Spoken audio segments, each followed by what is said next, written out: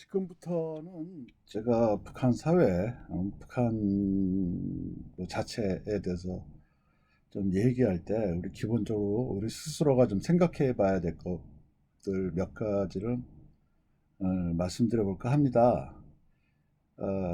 제가 그래서 들어가기 전에 첫 번째 일종의 키워드로 초상집 얘기를 하는데, 항상 제가 대중 강연을 가더라도 이걸로 시작하는데 이 수업도 좀 이걸로 좀 시작해 볼까 합니다. 이 초상집이란 키워드는 어디서 나왔냐면, 이게 남북한 남성들이 이렇게 술 먹으면서 했던 얘기입니다. 뭐 이건 뭐 예전에 뭐 최근엔 그런 게 별로 없지만, 남북 관계가 좋았을 때 이제 남북 관계에서 교류도 많았고, 남자들이 같이 술 먹게 되면 바로 친해지죠. 그러다 보니까 남쪽 남자들이 뭘 물어봤냐면, 그러니까 술 먹고 친구들하고 늦게 술 먹고 늦게 놀다가 들어가는 세대죠. 이 세대는 이제 우리 남쪽 말로 번역을 하자면 이제 가장이 되겠는데, 그럼 부인에게 무엇라고 말하냐라고 물어본 거죠. 그러니까 조금 이제 북한은 훨씬 남쪽보다는 이제 가부장이 좀 세고 남자들이 세니까 술 먹고 들어가도 괜찮냐 이런 뜻에서 물어본 거예요. 그러니까 늦게 들어가면 뭐라 그러냐라고 그랬더니, 북쪽 남자들이, 여긴 결혼한 남자죠. 그러니까 세대주니까 결혼한 남자일 텐데, 남자들이 뭐라고 대답했냐면, 제가 생각해 보더니 초상집에 갔다 왔다고 그런다라고 얘기한 거죠. 그러니까 이 얘기 듣고 나서 남쪽 남자들이 굉장히 재밌어했어요. 야, 니네도 그 거짓말 하냐? 신기하다, 이렇게 얘기한 거죠. 그 얘기를 듣고 나서 그다음 이제 북한의 남자들이 뭐라고 얘기를 했냐면, 이게 굉장히 더 중요한데, 야, 그게 뭐가 신기하냐? 그러니까 결혼한 이 조선의 남자들은 100년 이상 동안 초상집 갔다 왔다는 거짓말을 해왔을 텐데, 그럼 당연한 거 아니냐? 이런 얘기죠. 그러니까 뭐 결혼한 남자가 밤늦게 놀든지 뭐 이러다가 갔다 왔다는 이 거짓말을, 초상집이란 거짓말은 생각해 보면은 그 예전부터 쭉 해왔을 가능성이 굉장히 높다는 거죠. 그러니까 북한 남자들이 얘기했던 것이 맞는 얘기죠. 그러니까 왜 니들은 그 같은 말 쓰는데 신기하냐, 니들이 이상하다, 이렇게 얘기했는데, 이 말이 굉장히 중요하다는 거죠. 그러고 보면 우리가 북한에 대해서 굉장히 신기해하는 것들은 뭐냐면, 의외로 우리하고 같은 것들을 신기합니다. 이 초상집이 의미하는 것이 그건데, 그러니까 결혼한 남자가, 조선의 남자가 예전이나 지금이나 초상집 갔다 왔다, 초가집 초상집 갔다 왔다, 상가 갔다 왔다, 이런 얘기들의 거짓말하는 것이 공통된 건데, 그거 신기한다라는 것인데, 이것뿐만이 아닙니다.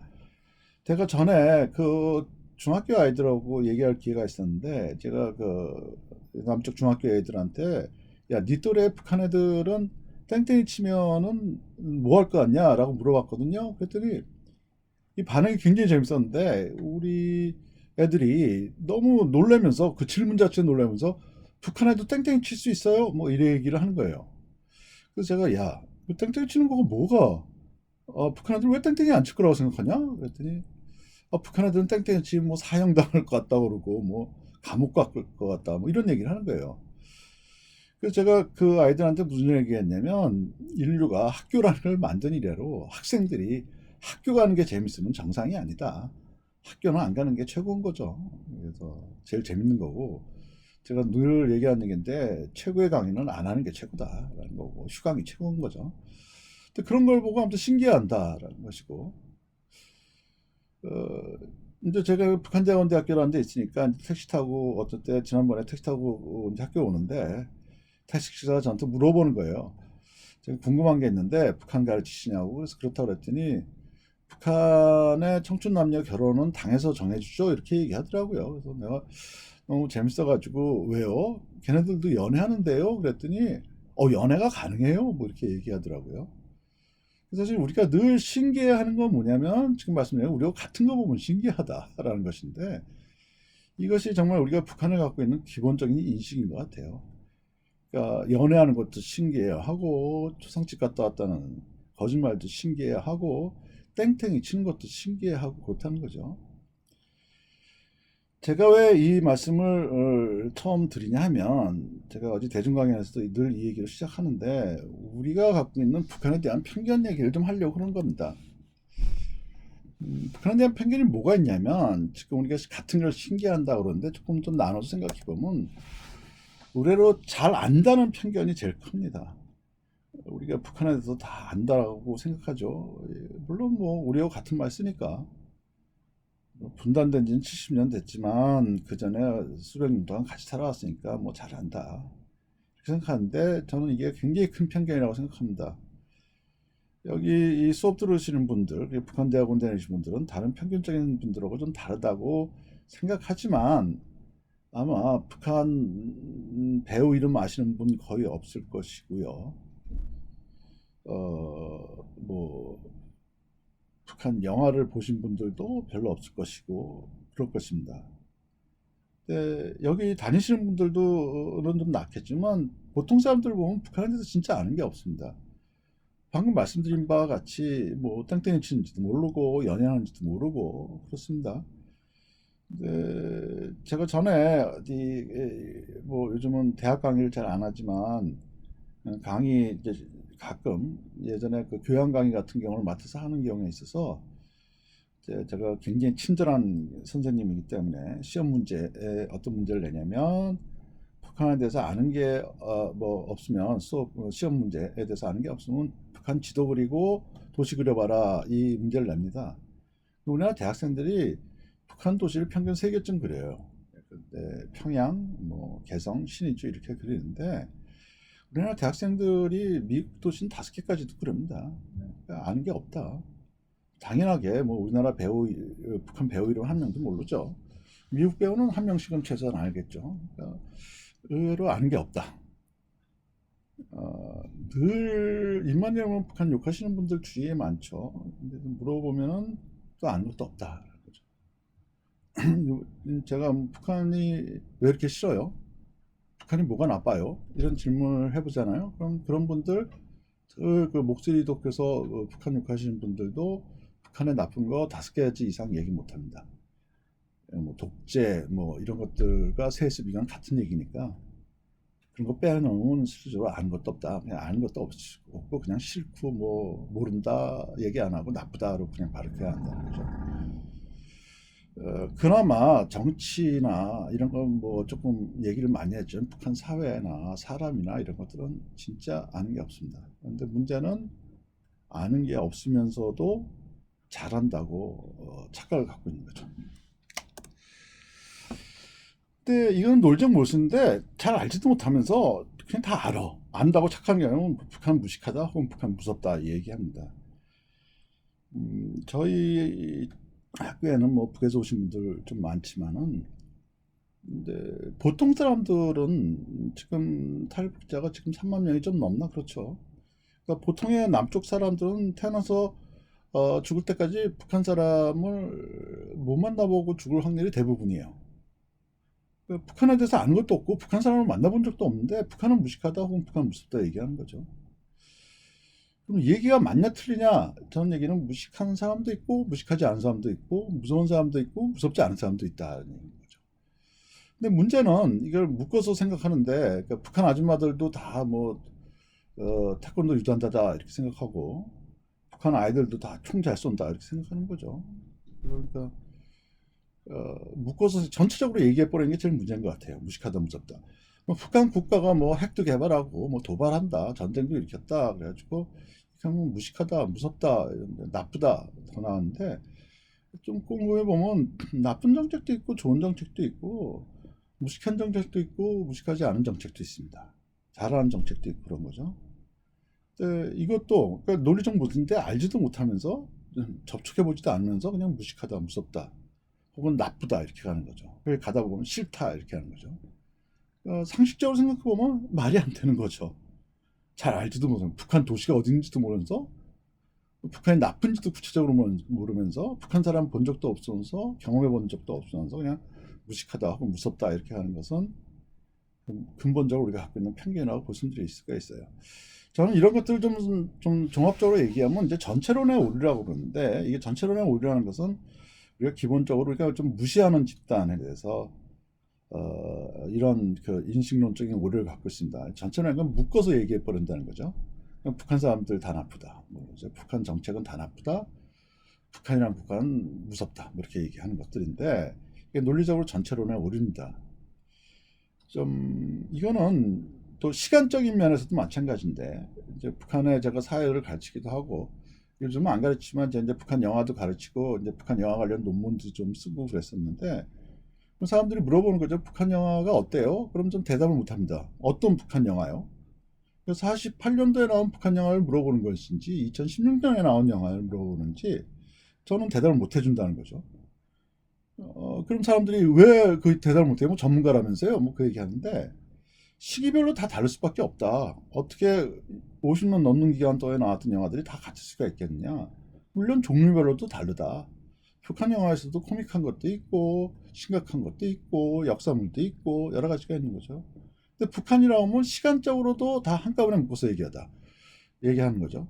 북한 사람은 어떻다. 북한 사람, 예전 사람, 요즘 사람 틀립니다. 이 북에서 오신 분들도 계시지만 한번 얘기해 보세요. 그러면 자기 때하고 요새 애들 틀리다. 그게 분명히 할 겁니다. 근데 이런 것들이 다 무시되면서 전체론으로 묶어버리는 거죠. 시간적으로도 그렇고 공간적으로도 달라요. 그러니까 지역적으로도 평양 사람 다르고 신의주 사람 틀립니다. 특히 뭐 예컨대 신의주 사람들은 좀 삐딱해요. 그래서 또 북한선 중앙에서는 신의주 별로 안 좋아하죠. 뭐 그럼 양강도 사람들 또 틀리겠죠. 양강도 안에서 또 해산 사람 틀립니다. 해산에 오신 분들 많은데 해산은 좀 뭐라 그럴까? 딴 동네에서는 별로 안 좋아하는 경향들이 좀 있는 것 같아요. 어쨌든 지역별로 다 틀릴 수밖에 없는데 그런 것들이 다 무시가 된다. 그러니까 북한에 대한 편견은 제가 좀 말씀드린 건 이렇게 크게 세 가지가 있어요.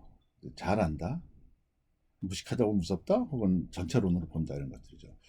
제가 이런 것을 좀 강력하게 비판하는 건 뭐냐면 이념적으로 좌냐 우냐 진보냐 보수냐를 떠나가지고 북한에 대한 근본 인식하는 태도 자체가 좀 세게 하면 틀려먹었다 이렇게 볼 수가 있는 거죠. 틀려먹었다는 것은 뭐냐면 상식적이지도 않고 기본적으로 정상적이 아니다라고 말씀드릴 수가 있는 것입니다.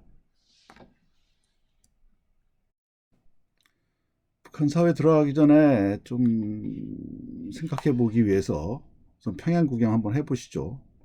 이 앞에 보이는 건물이 지금 정면으로 보니 양각도 호텔이라는 곳인데 42층인가 43층인가 그래요. 제일 꼭대기층은 스카이 라운지 같이 되어 있는데 원형으로 되어 가지고 돕니다. 한 시간에 한 바퀴 도나 뭐 그런데 꼭대기층에서 보면은 평양 시내 전경이 보이고 뷰가 굉장히 좋습니다. 그래서 뭐 거기서 커피 한 잔 마셔도 되고 맥주 한 잔 마셔도 되고 잘 지어진 호텔입니다. 이게 평양 전경인데 이 앞에 보이는 것은 대동강이고 대동강변에서 보면은 이게 서평양 쪽입니다. 저 멀리 보이는 것이 유경 호텔이 되겠고 말씀드렸다 마치 이렇게 지금 지어놓기는 꽤 오래됐는데 호텔의 기능은 아직 못하고 있는 걸로 알고 있습니다. 지금 대동강 가운데로 쭉 거슬러 오가지고 제일 끝에 보이는 이 건물이라나 이게 이제 스타디움이 되겠죠. 이게 5일 경기장인데 지난번에 우리 대통령 갔을 때도 했던 그 매스게임이라든지 이런 것들이 이루어졌던 곳이라고 볼 수가 있겠고 뭐 10만 명 들어간다고 그러는데 뭐 세계 최대 스타디움이라는 얘기도 하고 있습니다. 이 지금 중간에 보이시는 데들은 지금 정면으로 보이는 좀 고층 건물이 아무튼 새롭게 지어진 그 호텔이라고 볼 수가 있겠고 다시 말씀드렸지만 역시 가운데 있는 것은 인민대학습당이라고 그래서 국립중앙도서관 격이 되겠죠. 그래서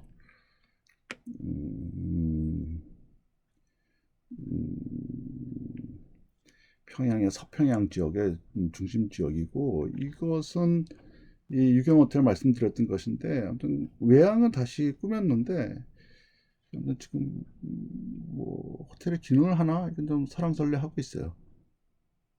좀 저는 개인적으로 좀 생뚱맞은 호텔이라고 보고 있고 건물이 왜 이렇게 크게 지어놨는지 모르겠고 그 다음에 이 좀 보셔야 될 것은 좀 굉장히 잘 이루어진 계획 도시다라고 말씀드릴 수가 있겠고 이것은 이제 고려 호텔이 되겠는데 주로 쌍둥이 건물인데 이 공식적인 뭐 정치적인 행사라든지 공식적인 방문 단위가 할 때는 여기서 그 주로 회담하고 그리고 묻고 그렇습니다.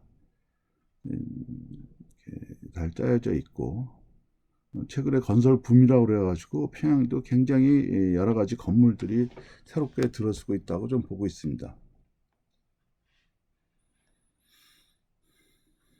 말씀드린 고려호텔 모습이 되겠고요.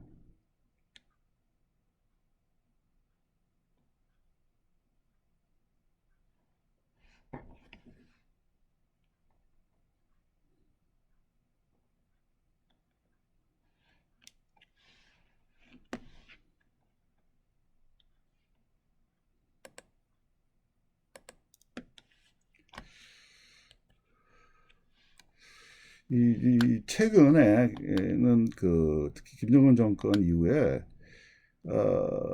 다시 말씀드리겠지만 이제 건설 붐 같은 경우로 이뤄가지고 평양 시내가 굉장히 많이 바뀌고 있어요.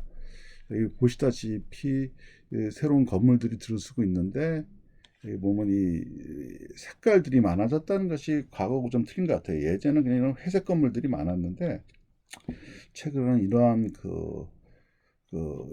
파스텔 색조 쓸 정도로 여러 가지 색깔을 많이 쓰고 있다는 걸로 봐서도 역시 북한이 최근에 좀 나아졌다는 걸 볼 수 있을 것 같아요. 이것도 동영상을 한번 좀 보시죠. 알록달록이라고 했을 때 색깔이 바뀌고 있다는 것이 강조되고 있는 것 같아요.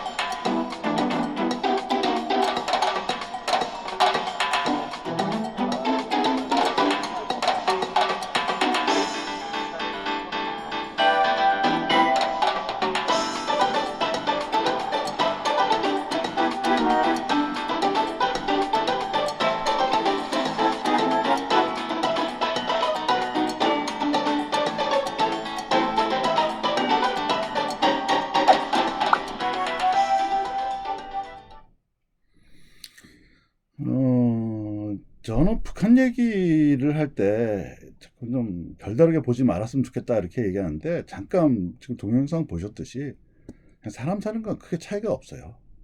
물론 잘 사는 나라 못 사는 나라 있고 잘 사는 지역 못 사는 지역이 있고 그러는데 어쨌든 기본은 뭐 아까 애들 노는 모습에서 보셨다시피 큰 차이는 없다. 그리고 아까 말씀드렸다시피 애들 노는 거 좋아하고 땡땡이 치는 거 좋아하고 그런 건 다 마찬가지입니다.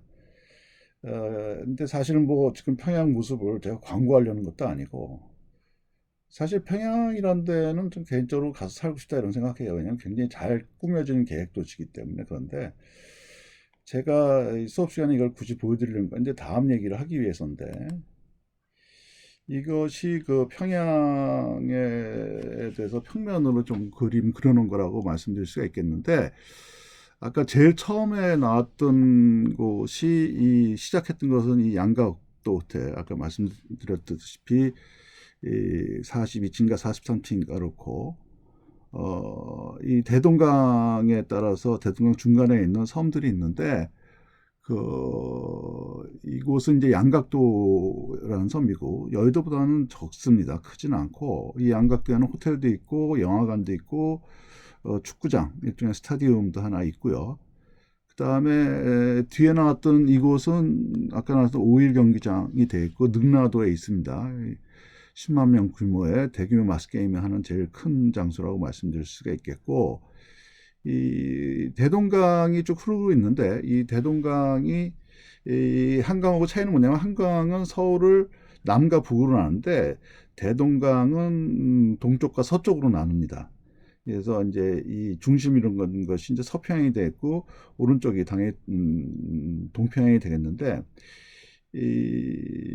제가 농담처럼 얘기하는 것은 서울은 남쪽으로 발전하고 있는데 평양은 서쪽으로 발전하고 있습니다. 따라서 동평양은 일종의 구시가지가 되겠고 서평양이 중심이 되겠고 발전도 굉장히 서쪽으로 발전하고 있기 때문에 제가 뭐 서울에서는 강남에 집을 사야 하듯이 나중에 평양 가면은 서쪽으로 가야 된다라고 얘기를 하고 있죠. 이쪽이 부밍하는 지역이기 때문에 또 하고 어떤 중심 지역입니다. 물론 동평양에도 지금 여러 가지 시설이 많지만 어쨌든 중심 서평양이라고 볼 수가 있겠고, 이 지천이 하나 흐르고 있는데 이 왼쪽에 있는 지천은 이게 보통강이라고 얘기합니다. 지천이겠고 보통강도 꽤 강이 커요. 그래가지고 이렇게 흐르고 있는데 이게 물론 이 대동강은 서해로 빠지게 되고 있고요. 이제 그때 뭐 남쪽에서 가장 관심이 많은 냉면집은 옥류관이라고 그래서 여기 있죠. 이 평양이 잘 만들어진 계획도시라고 얘기를 제가 하는 것은 아까 그 첫 장면에 동영상에 좀 나왔지만은 이 대동강에 따라서 모든 도시들이 강에 붙어 있습니다. 이 한강 그렇지 못하죠. 고수부지가 있고 그런데 이 대동강과 평양은 이렇게 대동강의 접안이 가능해요.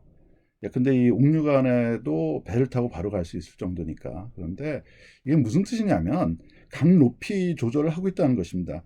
한강은 홍수 같은 걸 대비해서 고수부지가 있어야 되는데 대동강은 그럴 필요가 없다는 거죠. 그러니까 물 높이를 관리하고 있다. 그 정도로 굉장히 계획이 잘 짜여져 있고 관리가 잘 되어 있는 도시라고 말씀드릴 수가 있겠고, 또 그 북한의 특성, 그 사회주의의 특성상 굉장히 통제가 되고 있기 때문에 그러니까 시민이 될 수 있는 권리도 굉장히 제약하고 있고, 사실 이거는 뭐 북경도 마찬가지긴 한데 어쨌든 잘 짜진 계획 도시다 이렇게 말씀드릴 수가 있겠습니다.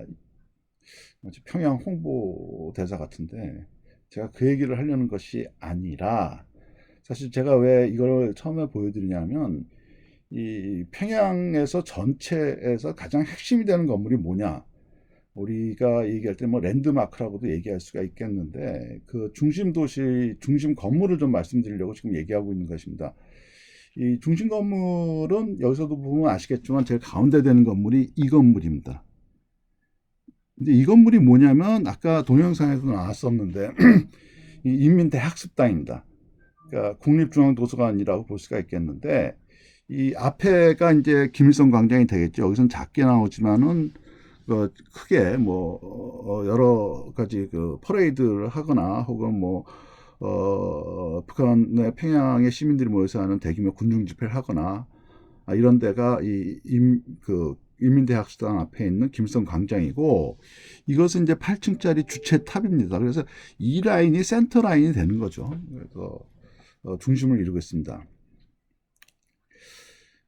여기서 제일 중요한 것은 사실은 인민대학습당인데 중앙도서관이 중요하다는 것이 아니라, 물론 중요하죠. 도서관이 중요한데 평양 전체의 센터 건물이라는 거죠.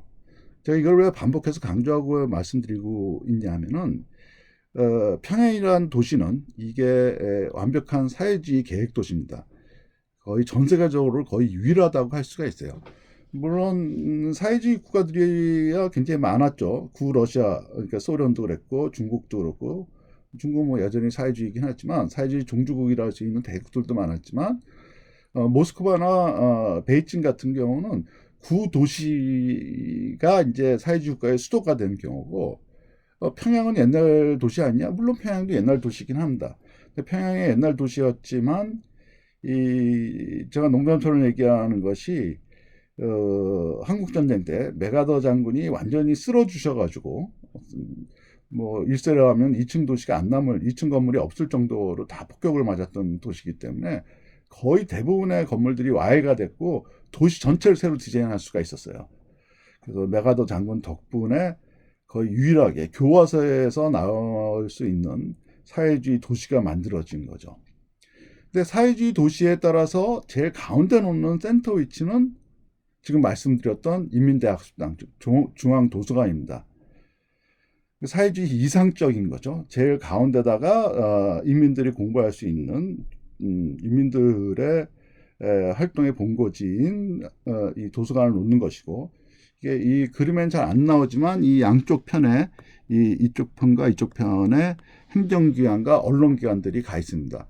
물론 권력은 이 뒤쪽에 가 있는 인민대학습당 뒤쪽에 있는 여러 가지 정치적 건물들이 중요하긴 하겠죠. 당사라든지 뭐 이런 쪽이 더 중요하긴 하지만 상징적으로 보면은 그 도서관을 가운데다 놨다라는 것, 사회주의적 이상을 실천하고 있다는 것입니다. 그걸 잘했다 못했다 제가 말씀드리려는 것이 아니라 이 평양 시내와 그리고 이 평양 시내 구조와 그리고 인민대학수당, 이것이 의미하는 건 뭐냐면 평양이라는 것, 그리고 북한이라는 곳은 평양이라는 도시를 말할 것도 없고, 북한이라는 국가는 사실 굉장히 중요한 것은 사회주의다라는 것입니다.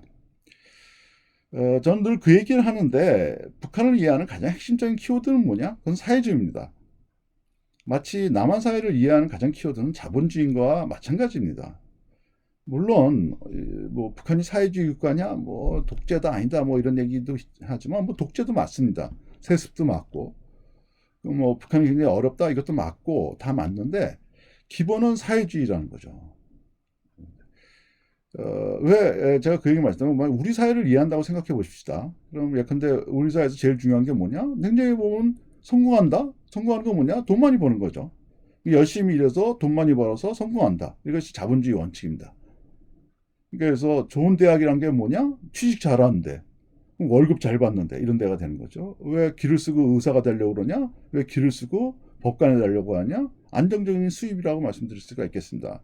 물론 거기에 부가해서 이제 사회적 명예라든지 이런 것들도 이제 붙겠지만, 기본적인 것은 이 자본주의다. 한국 사회에서. 그런 것들을 봐야지 이해할 수가 있다는 거죠. 제가 농담처럼 얘기했지만, 왜 사람들은 강북이 아니고 강남으로 가려고 그러냐? 역시 이것도 자본주의 원칙이라고 말씀드릴 수가 있다는 것입니다. 이 당연한 얘기를 제가 반복적으로 말씀드린 건 뭐냐면, 의외로 북한이나 뭐 평양이나 북한 사람들 체제나 정책이나 이런 것들을 이해하는 가장 키워드를 자꾸 잊어버리는 경향들이 있어요. 예컨대 자본주의인 대한민국 같은 경우, 남한 같은 경우는 자유민주주의가 발전하기 위해서는 개개인의 창의성, 이런 것들이 중요합니다. 개개인의 창의성이 중요하기 위해서는 개인의 상상력이 보장돼야 되고 개인의 활동이 보장돼야 되는 것이죠. 그렇기 때문에 당연히 자유민주주의 체제라는 정치 체제가 결합돼야만 합니다. 그러니까 자본주의가 발전되는 과정 속에서 자본주의가 굉장히 고도로 가기 위해서는 자유민주주의의 발전과 결합이 돼야 된다는 거죠. 그러니까 비민주적인 방식은 자본주의 발전에 항상 해가 될 수가 있다는 것이고, 그리고 개인의 자유가 중요하니까 자유민주주의가 발전돼야 되는 것처럼 개인주의가 또한 보장받아야 됩니다. 그러니까 이런 것이 일종의 패키지로 말씀드릴 수가 있겠는데, 자본주의, 자유민주주의, 개인 뭐 이런 것들이 되겠죠. 반면에 지금 말씀드리고 있는 북한 같은 경우는 사회주의가 기본인 것이고, 사회주의라는 건 말 그대로 개인보다를 사회를 중요시하는 체제입니다. 개인보다 사회를 중요시한다는 것은 무슨 뜻이냐면, 개인과 사회, 개인과 집단, 개인과 국가가 부딪혔을 때 예컨대 개인보다는 사회나 집단과 국가가 더 중요시합니다. 그게 원칙입니다.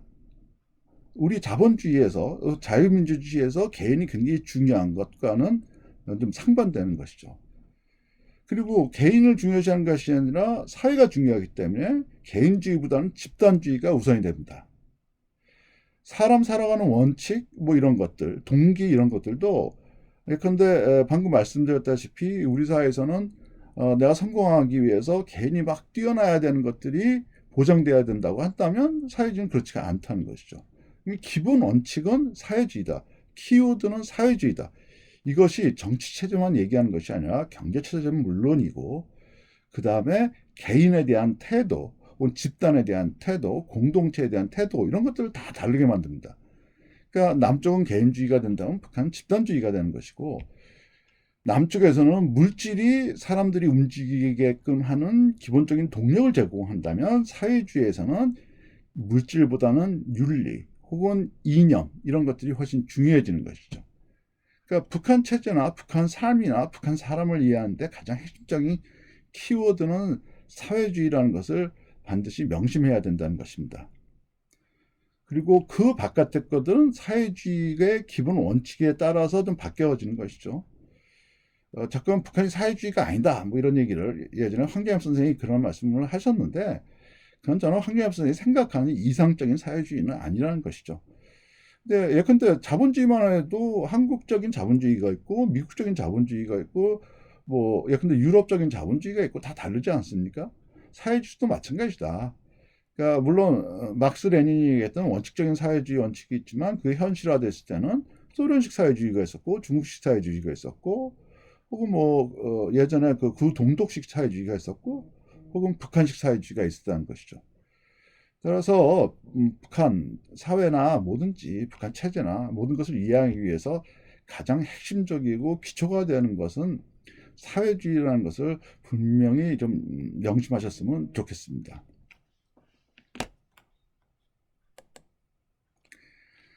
그것은 아까 말씀드렸던 그 센터라인에 대한 얘기인데 이것이 아마 사진 각도로 봐서는 아마 주체탑에서 본 전경인 것 같습니다.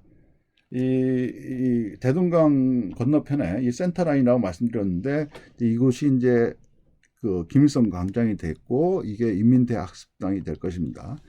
그래서 이제 지금 보는 시간은 아마 그 주체탑이 7층이든가 8층이든가 그렇습니다. 그래서 엘리베이터 타고 올라갈 수가 있는데 올라가면 여기가 굉장히 잘 보이는데 좀 좁아가지고 많은 사람이 올라갈 수는 없고 그래도 평양 방문하는 사람들한테는 반드시 가야 될 장소 중에 하나입니다. 어쨌든 주체탑에서 내려다본 전경인데 지금 센터라인을 이렇게 쭉 내려다보고 있는 거죠.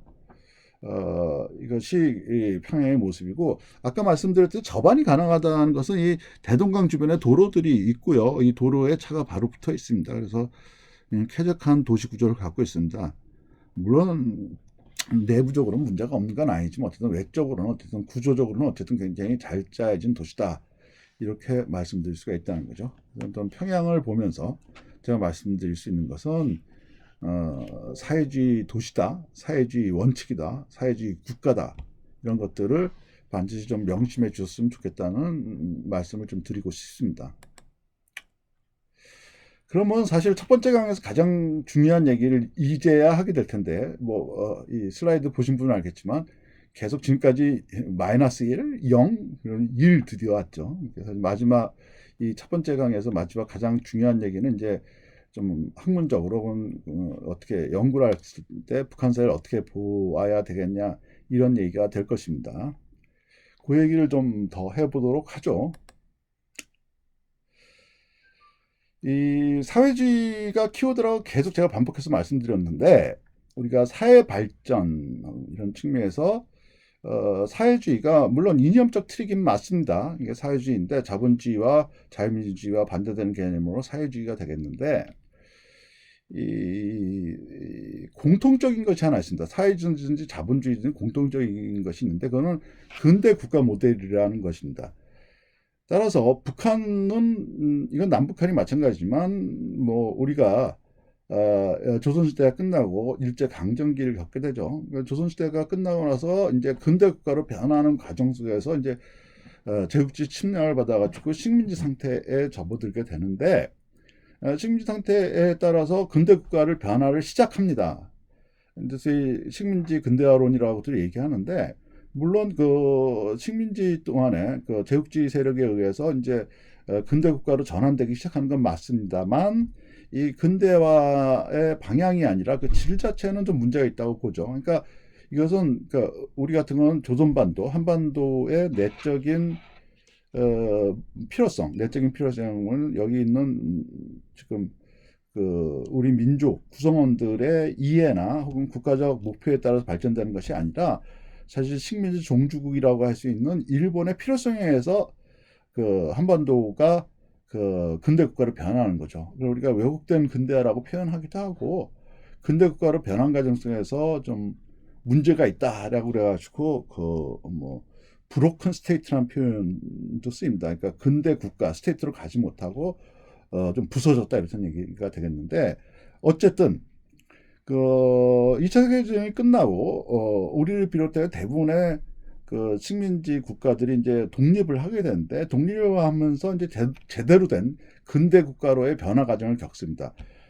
이게 저희 사회학에서 이제 사회 발전이라고 표현하는데 사회 변화 중에서 근대 국가로 변화가는 과정인데 문제는 뭐가 있냐면 이 식민지 국가들은 이제 서구에 일찍 근대화를 했던 서구라든지 근대 제국주의 국가들과 달리 이들은 그냥 자연스럽게 중세 봉건 사회에서 여러 가지 과정을 겪으면서 이제 근대 국가로 넘어가게 되는데 우리와 같은 제3세계 국가들, 식민지를 경험했던 국가들 입장에서는 이제 근대 국가를 가는 건 맞는데 어떤 형태로 근대 국가를 마련해야 될 것이냐에 대해서는 옵션이 두 가지가 있었다고 말씀드릴 수가 있다는 거죠. 그러니까 서구 국가들이 이미 겪었던 소위 자본주의적 산업화 모델이라는 것이 하나가 있겠고, 그 다음에 자본주의의 근대화에 대해서 반기를 들었다고 그럴까? 그에 대해서 비판하면서 나왔던 대안적 모델이었던 사회주의 산업화 모델이 있었다는 거죠. 그럼 다시 말씀드리면 우리를 포함해서 제3세계 국가들, 식민지를 경험하고 2차 세계대전 때 독립한 국가들 입장에서는 근대화 모델이 두 가지가 있었다는 것. 그러니까 산업화 모델이 자본주의 산업화 모델과 사회주의 산업화 모델이 있었다는 두 가지가 있었다는 것입니다. 옵션이 많은 게 전 반드시 좋다고 생각하지는 않아요.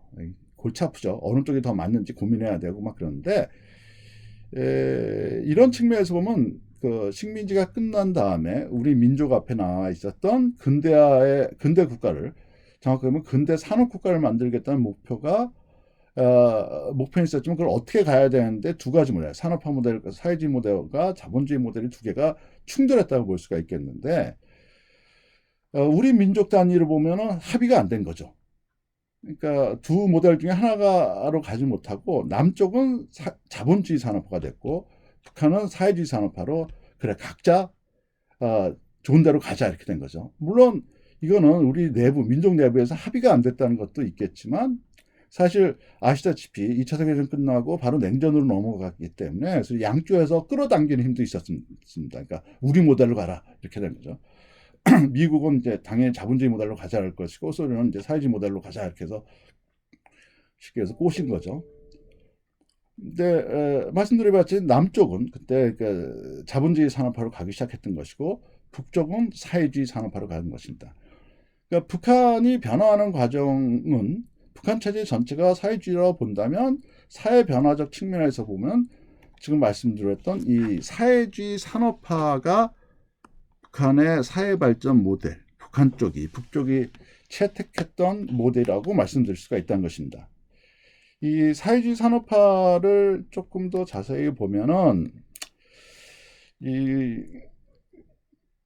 산업화라는 측면이 있기 때문에 산업화는 인더스트리얼라이제이션인데 그 자체가 산업화면서 공업화입니다. 이건 뭐냐면 농업 중심의 중세 봉건 사회가 쓴 농업 중심에서 공업 중심으로 간다는 것이기 때문에 공업화가 첫 번째 특징이 됩니다. 그리고 공업화와 맞물려서 당연히 도시화가 됩니다. 그러니까 농촌 기반에서 도시 기반으로 바뀌는 거죠. 그러니까 물론 농업이나 농촌이 없어진다는 것이 아니라 이 근대 산업 사회, 근대 산업 국가의 기본은 공업이고 기본적인 삶은 도시적 삶이 되는 거죠. 이 공업화나 도시화라는 것은 사실은 사회주의 산업화만의 특징은 아니고 우리가 겪었듯이 자본주의 산업화의 특징. 결국에서 산업화의 특징의 핵심은 공업화와 도시화입니다. 다만 이 목표는 지향하면서 진행되는데 사회주의 산업화는 계획 경제를 토대로 갑니다. 그러니까 중앙에서 당국가 체제에서 노동당, 북한에서 공산당이 중심을 잡으면서 계획에 따라서 공업화 도시화를 추진하는 것이죠. 그래서 계획 경제라고 말씀드릴 수가 있겠고 물론 대비해서 본다면 남쪽 같은 자본주의 사회에서는 계획 경제가 아니라 시장 경제가 됩니다. 물론 계획 경제든 시장 경제든 간에 100%다 이렇게 진행되는 것은 아닌데 가장 기본적인 것은 북한과 같은 사회주의 국가는 계획 경제를 바탕으로 둔 산업화를 추진했다는 것이죠. 이것이 사회주의와 자본주의가 갈라지는 굉장히 중요한 포인트라고 말씀드릴 수가 있겠고요. 계획 경제라는 것은 말씀드린 당국가가 모든 걸 주도하는 것입니다.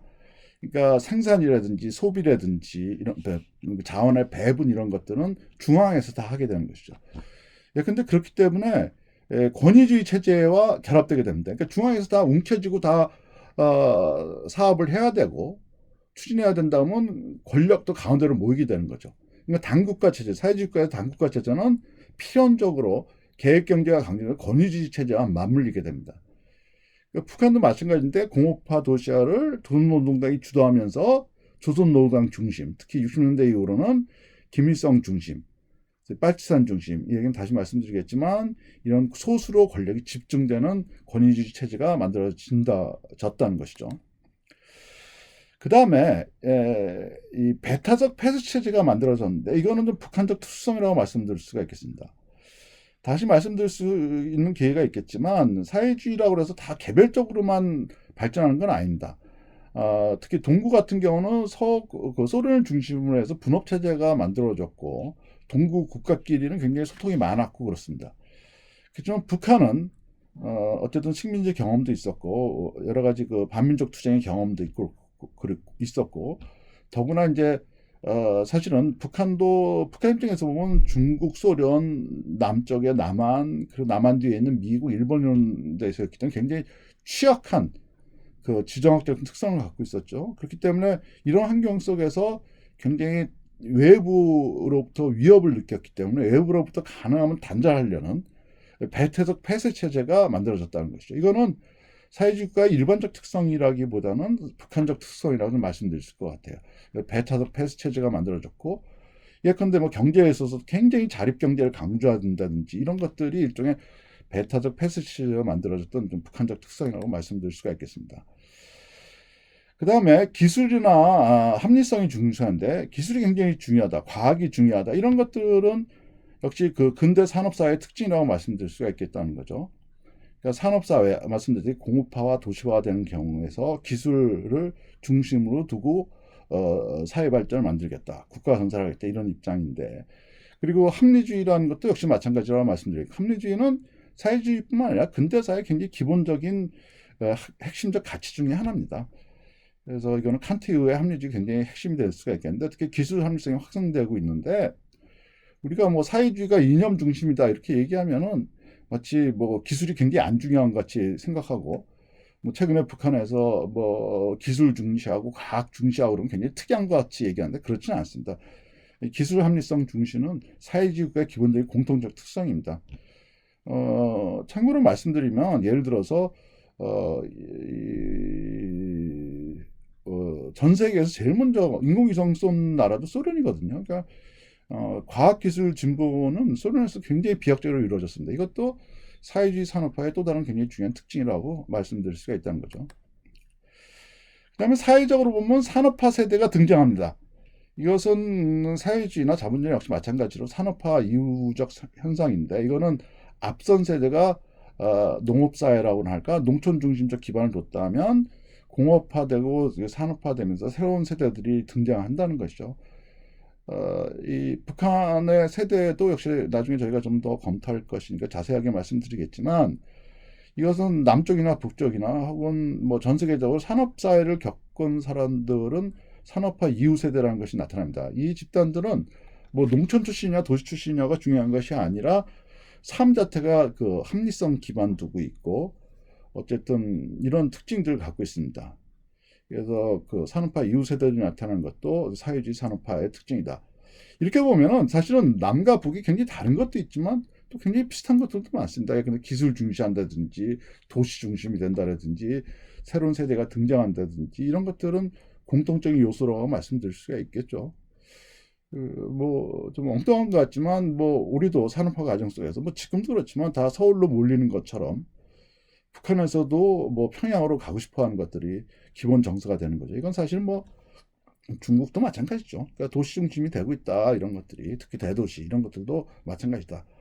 이런 것들이 사회주의 산업화의 특징이라고 말씀드릴 수가 있겠는데 이 사회주의 산업화라는 것이 북한이 그러니까 1948년도에 조선민주주의인민공화국이 만들어졌고 지금까지 오는 가장 큰 사회 변화의 큰 방향이라고 말씀드릴 수가 있다는 것입니다. 그러니까 48년도까지 지금까지 가고 있다. 기본은 북한 사회의 변화, 사회 발전 과정 이런 것들을 봤을 때는 이런 요소들이 이런 요소를 아우르고 있는 사회주의 산업화가 가장 핵심적인 개념이다라고 이해하시면 될 것 같습니다. 이 내용을 또 역시 앞으로 우리가 좀 더 하나하나 좀 보게 될 것입니다. 근데 이런 사회주의 산업화를 겪었던 북한이 뭐 아시겠지만 굉장히 잘 나갔었어요. 그러니까 2차 세계대전 이후에 이제 분단되면서 조선민주주의 인민공화국이 만들어졌고 48년도에 만들어졌고 50년부터 53년도까지 한국전쟁을 치르게 되는데 한국전쟁의 피해가 극심했죠. 이건 남북한이 모두가 극심했는데 북한이 훨씬 더 많았습니다.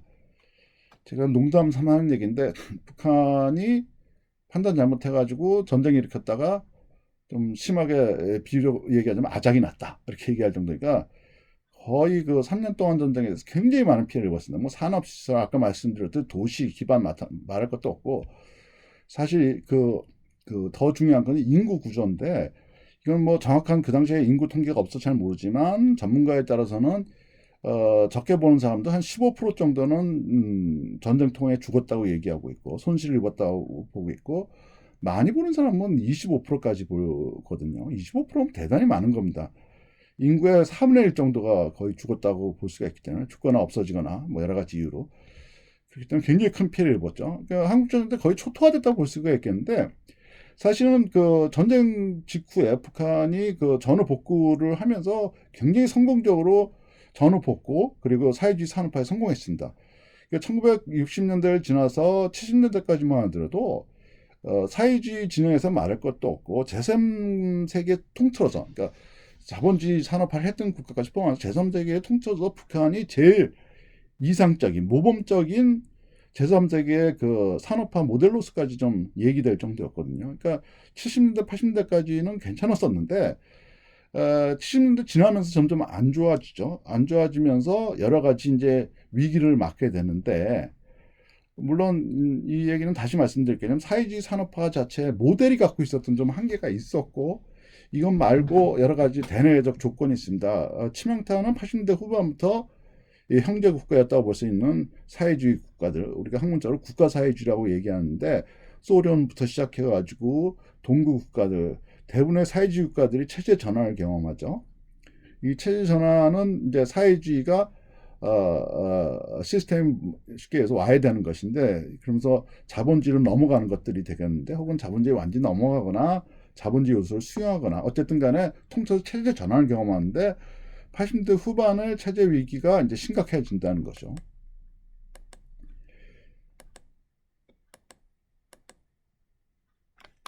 이 체제 위기를 좀 더 자세하게 말씀드리면 이 80년대 나왔던 체제 위기가 있습니다. 이 체제 위기가 크게 체제 위기가 있는데 이런 것들이 어떤 것들이 있냐면은 식량난, 이 현상적으로 식량난이 그러니까 심각해집니다. 이 90년대 고난행군 시기를 겪으면서 상징적인데 굉장히 많은 분들이 북한의 인민들이 굶어 죽었다라고 얘기할 정도인데 이것도 숫자가 정확하지 않습니다. 뭐 많이 죽었다는 사람은 100만 명 죽었다고까지 얘기하는 사람들이 있는데 되게 10만에서 100만 사이가 아닐까 보는데 여기서 굉장히 적게 보더라도 10만 명만 하더라도 90년대 중반에 한 5년 동안에 이만큼의 사람이 죽었다는 것은 이것도 역시 세계사의 유래를 찾기 어려울 정도의 굉장히 심각한 문제였다고 볼 수가 있는 거죠. 그래서 식량난을 경험하게 되는데 식량난을 경험했다는 것은 뭐냐면 주변의 사람들이 굶어 죽는 거예요. 문자 그대로. 그러다 보니까 사회 관계가 해치되게 됩니다. 그러니까 여기서 뭐 아까 집단이 중요하다 이렇게 계속 반복해서 말씀드렸는데 우리 식구들이 굶어 죽는데 집단이라는 게 별로 안 중요해지는 거죠. 그 집단 볼 여력이 없게 되는 거죠. 그러니까 전통적인 사회주의 그 관계들이 해체되게 됩니다. 집단주의가 해체되게 되는 것이죠. 그러니까 식량난이 심각해지면서 문제가 야기된다고 말씀드릴 수가 있겠고 그 다음에 그 배급 제도가 붕괴되는 거죠. 그러니까 사회주의는 아까 말씀드린 생산이나 소비나 다 국가가 계획적으로 나눠주는 것인데 사람들이 굶어 죽었다는 것은 그 자체가 결국 식량을 배급하는 배급 시스템이 작동이 안 되고 있었다고 말씀드릴 수가 있다는 거죠. 그러니까 배급 제도가 붕괴됐다는 것인데 배급 제도가 붕괴됐다는 것은 어떤 의미를 갖게 되냐면 통제 기능이 약화됐다는 것을 의미합니다. 이게 뭐냐면 그 배급 제도라는 건 단순히 뭐 식량을 줄 뿐만 아니라 국가 체제, 당국가 체제에 인민들을 묶는 굉장히 중요한 그 연결고리가 되고 있는 것인데 배급이 안 나오니까 배급 제도가 안 되고 그러면 배급 제도와 북한의 인민들이 분리가 돼버린 거죠. 그러니까 분리되면서 결국 인민들에 대한 사회 통제 기능도 굉장히 약화되게 됩니다. 좀 더 간단하게 말씀드리면 직장 나가도 뭐 주는 게 없는데 직장 나갈 필요도 없게 되는 거죠. 직장 안 나가는데 사람들이 굶어 죽는데 너 왜 안 나오냐 이 얘기 할 수가 없게 되는 거죠. 그러니까 배급 제도가 붕괴되면서 결국은 통제 기능이 굉장히 약화됐다고 말씀드릴 수가 있겠고 역시 배급 제도가 붕괴되고 식량량이 없으니까 사람 당장 굶어 죽으니까 식량 얻으러 돌아다녀야 되는 거죠. 그러니까 사회 이동이 증가하게 됩니다. 사회 이동이 증가한다는 것은 뭐 문자그대로 함경도에 사시는 분들이 함경도 이런데 내륙 지방이 특히 이제 고난행군 때 피해가 많았는데 황해도에 가서 쌀을 구하든지 평양도 가든지 혹은 강 건너서 그 동북 지역으로 가든지 이렇게 해가지고 얻으러 다녀야 되는 것이고 일거리 찾아서 돌아다녀야 되기 때문에 왔다 갔다 하게 되면 당연히 정보 통제가 확산됩니다. 굉장히 통제체가 강력하게 유지됐을 때 국가가 굉장히 강력하게 규율하고 있을 때는 사회 이동 자체도 굉장히 강력하게 통제받고 있었는데 이동도 막을 수가 없는 거죠. 쌀 구하러 가겠다. 그런데 못 간다. 그렇게 하기는 어렵기 때문에 이동이 증가하면 평양 갔더니 황해도 갔더니 그러니까 함경도 사는 사람이나 양경도 사는 사람들이 평양이나 황해도 갔더니 뭐 우려가 다르더라. 거기 쌀이 있더라라든지 혹은 뭐 연면 같은 데 가서 식량을 구하든지 계절 노동을 하든지 이렇게 가신 분들은 야 그쪽 갔더니 뭐 어쨌더라 이런 것들 해가지고 새로운 정보 유통이 확산되는 것이죠. 그래서 정보 통제도 약화되면서 정보 통제가 약화되면서 정보가 굉장히 다양한 정보가 유통이 확산되는 결과를 가져왔다고 볼 수가 있겠고 그 다음에 그 사람들이 특히 중국 쪽에 식량을 구하러 갔던 분들이 돌아오면서 외부 문화를 가져오게 되는 것이죠. 외부 문화를 가져오게 되면서 뭐 처음에 이제 조선족 노래다 그래서 남한 노래도 가져오게 되고 새로운 문물을 가져오게 되면서 그 안에서 북한 내부에선 새로운 문화 갈등 같은 경우가 생겨나게 되는 것입니다. 이것이 이제 90년대 북한의 체제 위기인데 이 체제 위기가 나타났고 이게 심각하게 90년대에 나타났는데 물론 북한 당국이 가만히 있는 것은 아닙니다. 그러니까 북한 당국이 이거에 대해서 일정한 대응을 하게 되죠. 뭐 어떤 경우는 강하게 묶는 부분도 있고 어쩔 수 없이 풀어준 것도 있고 이런 대응들이 나오면서 결국은 이 현재 오늘날 우리가 보고 있는 북한 현재의 사회 체제를 결정하고 있다고 말씀드릴 수가 있다는 것입니다. 좀 정리해서 말씀드리면 기본적으로 48년도 이후 지금까지 북한의 사회주의 산업화라는 것이 기본적인 사회 변화의 토대라고 말씀드릴 수가 있다면 80년대 후반 특히 90년대부터 야기됐던 체제 위기에 따라서 북한 사회, 북한 삶, 북한 인간들이 바뀌기 시작했고 이 바뀐 것에 대해서 북한 당국이 대응하면서 지금 우리가 보고 있는 북한 사회의 특성을 좀 결정하고 있다. 이렇게 볼 수가 있다는 거죠. 저는 이것이 지금 우리가 보고 있는 우리가 앞으로 계속 공부하게 될 북한 사회 체제를 이해하는 기본적인 틀이라고 말씀드릴 수가 있겠습니다.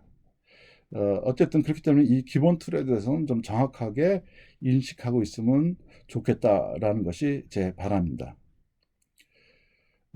여기까지 북한 사회론 첫 번째 시간, 첫 번째 이야기를 마무리해 보도록 해보겠습니다.